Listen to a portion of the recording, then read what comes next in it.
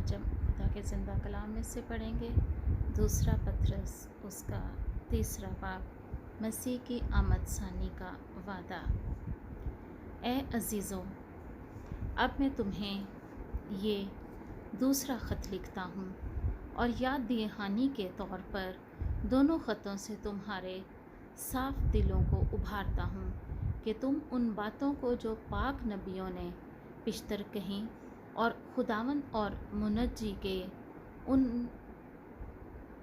حکموں کو یاد رکھو جو تمہارے رسولوں کی معرفت آیا تھا، اور یہ پہلے جان لو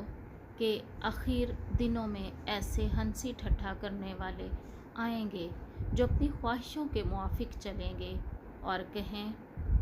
گے کہ اس کے آنے کا وعدہ کہاں گیا،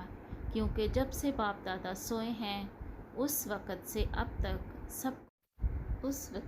سب کچھ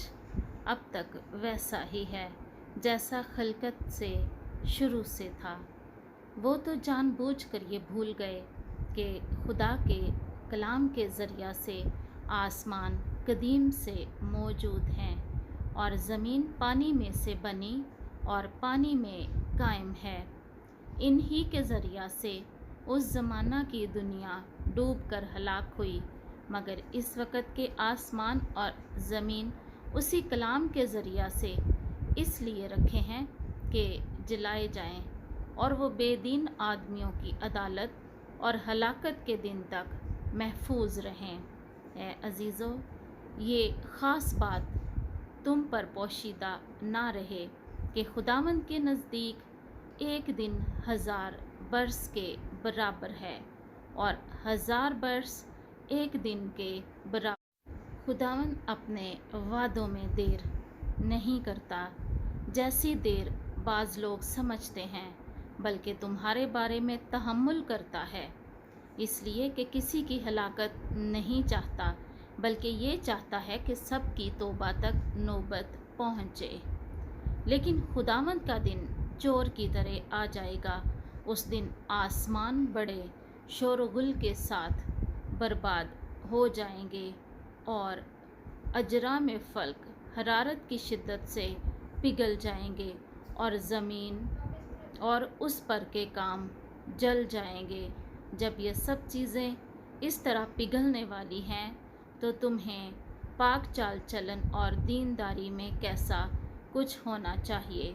اور خدا کے اس دن کے آنے کا کیسا کچھ منتظر اور مشتاق رہنا چاہیے، اور جس کے آسمان آگ سے پگھل جائیں گے اور اجرام فلک حرارت کی شدت سے گل جائیں گے، لیکن اس کے وعدہ کے موافق ہم نئے آسمان اور نئی زمین کا انتظار کرتے ہیں جن میں راست بازی بسی رہے گی۔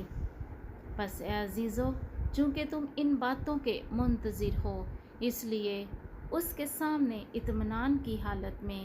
بے داغ اور بے عیب نکلنے کی کوشش کرو اور ہمارے خداوند کے تحمل کو نجات سمجھو۔ چنانچہ ہمارے پیارے بھائی پولوس نے بھی اس حکمت کے موافق جو اسے عنایت ہوئی تمہیں یہی لکھا ہے، اور اپنے سب خطوں میں ان باتوں کا ذکر کیا ہے جن میں بعض باتیں ایسی ہیں جن کا سمجھنا مشکل ہے، اور جاہل اور بے قیام لوگ ان کے معنی کو بھی اور صحیفوں کی طرح کھینچ تان کر اپنے لیے ہلاکت پیدا